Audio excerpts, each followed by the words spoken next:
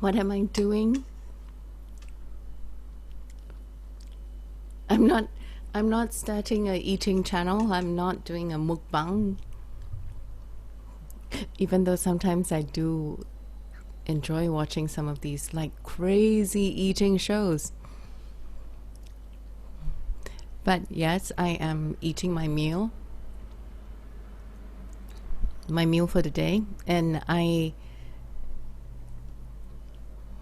was inspired while eating to want to share something with you, to share and celebrate this lifestyle that I have found and I have enjoyed so much for the past 2 years.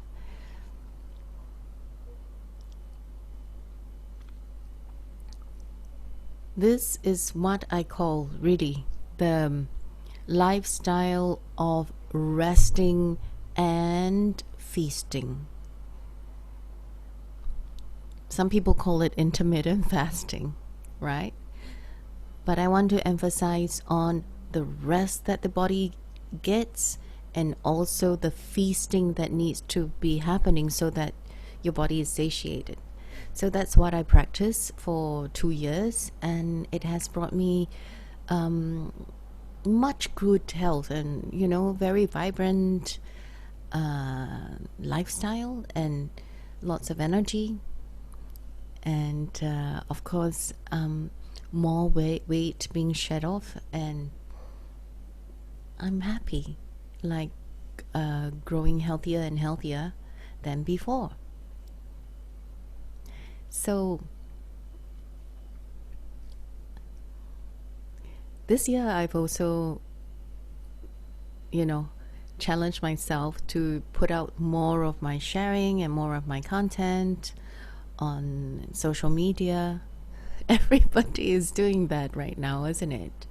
For different reasons. But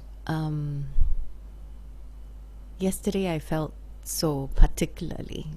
Why? Because for the past weeks I had like hordes and hordes of people asking to be my friend on Facebook. I don't know many of them.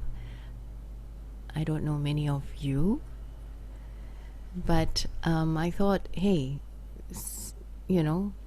since you have asked to be friends, there must be something of value that I could be contributing to your lives.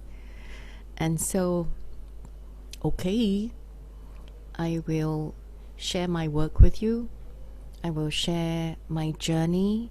I will share the gifts and the joy and the things I've learned with my friends. And hopefully you'll gain from it. Hopefully you can live through life in a healthy, vibrant way, and also come to greater and greater awareness of health, of great, vibrant health. And you come to love yourself, and you come to live an exciting, adventurous life. Okay, so that's my goal. And today my goal is to share with you and celebrate this intermittent fasting, or a resting and feasting way that I have chosen to adopt for the past 2 years. So the central idea behind this is understanding the body and how it metabolizes fats and sugars and proteins and so on. Understanding how the body actually works. Of course, the speed and efficiency of this body machine is different person to person, and it also depends on the lifestyle we lead, whether we are like very balanced, unstressed, stressed, or deprived or overfed. All these are contributing factors. But basically, one of the things that we need to know is that our body is a storage and release mechanism. We are essentially like the camel. Even though we don't really look like them, they have one hump where that hump is really like a lump of fat, and in that lump of fat, energy is stored. Human beings are the same. We store food on our bodies. Okay, we store food in the form of glycogen, fats in the liver. So these are energy that the body draws down on, and after that's used up, then it goes on to draw on the visceral fats, and then the energy saved in our tissues and so on to utilize. But many people, actually the majority of people in the affluent world, have no chance to draw down on our stored sources of energy because we have too much, and we have culturally imbibed ways of eating that makes us go round the clock like foraging rodents. We wake up, we look for breakfast, right? And how long do we do that? Like maybe 1-2 hours, and then later we feel hungry, we can reach out for a snack. It can be a healthy snack, can be a juice, it can be a snack, but our minds are always on food, our attention is always on food.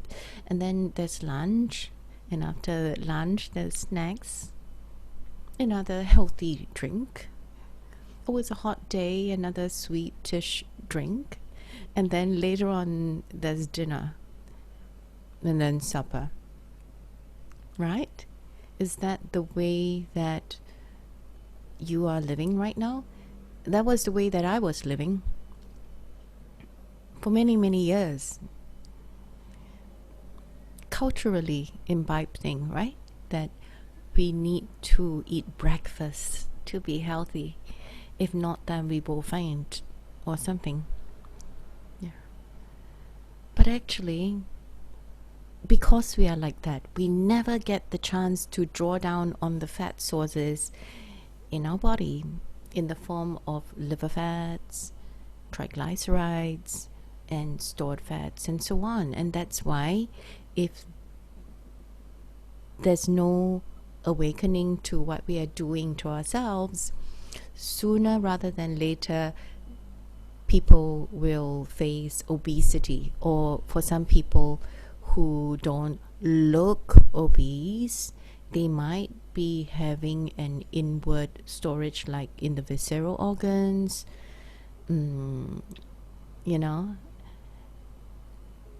elsewhere. And they might have lots of fats around the heart, around their internal organs and so on.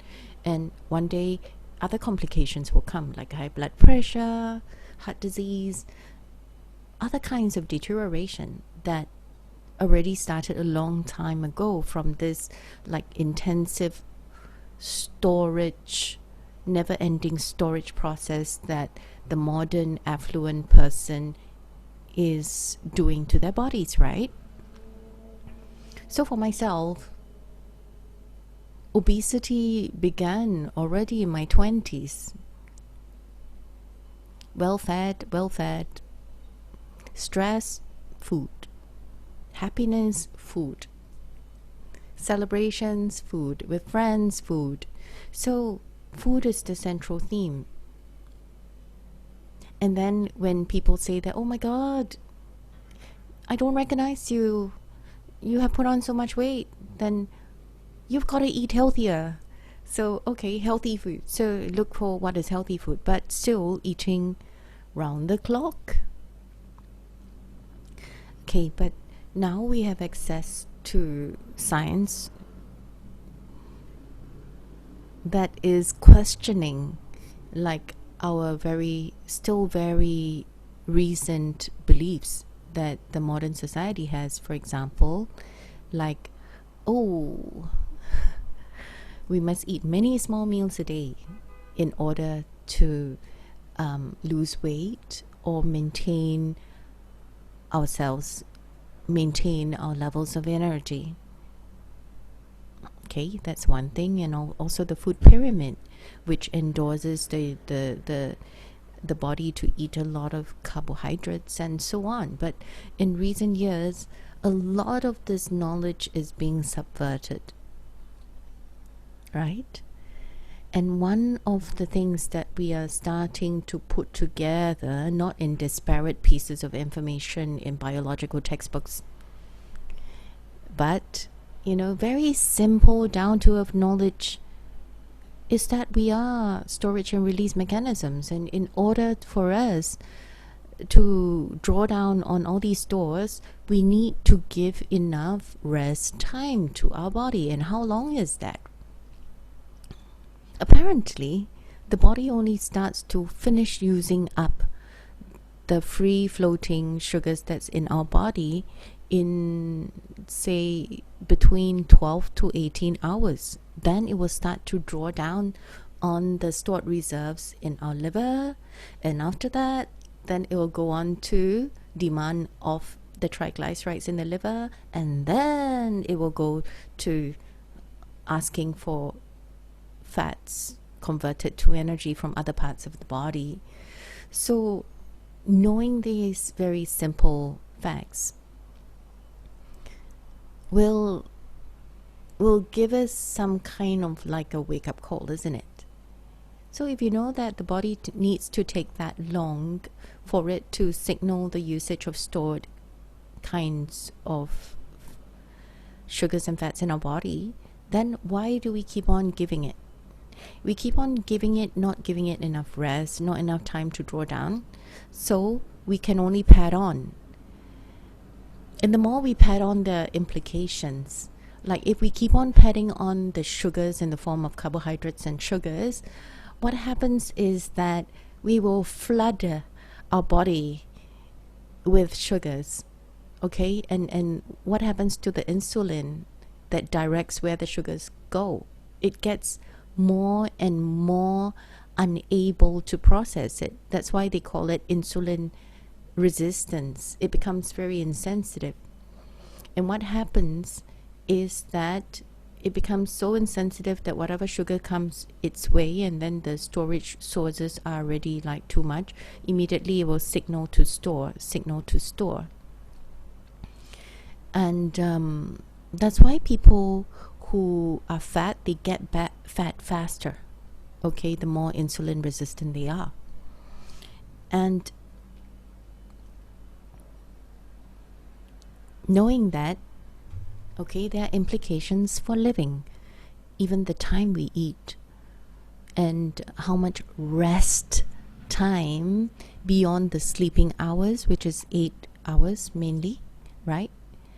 How much more hours can we stretch it so that the body is signaled to use all those storage resources in the body? Okay? So the implication is that maybe you wake up and you don't eat for another few hours more. And when you eat, you choose foods that are not so starchy or sugary, so that your body don't have so much free floating sugars around flooding your system. So all these very, very basic principles, okay, knowing them, enacting them in our lives, will actually lead us very quickly to the goals that we want. A more knowledgeable approach, okay, not a hit and miss, not a congregation of all the different advice that is floating all around the place. You need a central idea to gather it all together. So, okay, very simple thing. And some of you might think it's like, so boring. Okay. But those of you who might want to know more, you yourself might be facing like fatigue or obesity or pre-diabetic condition. You might even be gestational. You might be diabetic during the gestational period, or you already test very high on HbA1c in your blood test. If you have various signs that your metabolism is really going really sluggish and your body is storing too much, even with the very little that you eat, then it's time to do something. For those of you who are keen, you might be keen on joining us for the webinar and that I post above in that link there. You might just want to come in and then learn some practical applied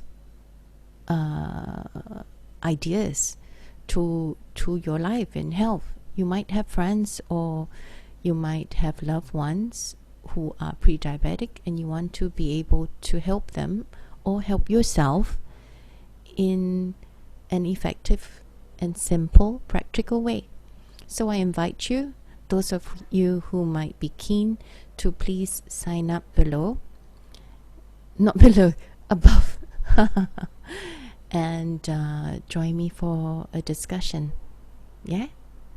And better still, there are sponsors who give away free gifts as well when you sign up. So that's it for today. Thank you, and back to my dinner, and have a good week ahead. Bye bye.